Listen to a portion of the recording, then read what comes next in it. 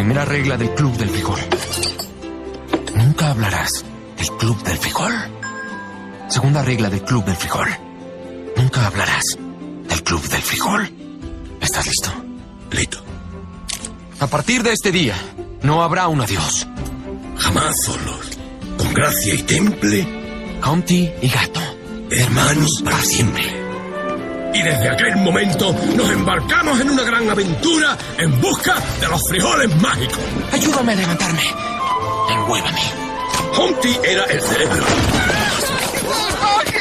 ¡Nunca lo vi! ¡Eso sí dolió! Y yo, el habilidoso. Hay frijoles rojos, verdes, frijoles charros, en vaina, pero no hay mágicos. ¿Quieres un frijolito de dulce? Oh, muy bien. Encontrarlo lo era todo para nosotros. Ah, casi olvido lo más importante. Somos tú y yo, Gato. Tú y yo. Pero nunca los encontramos.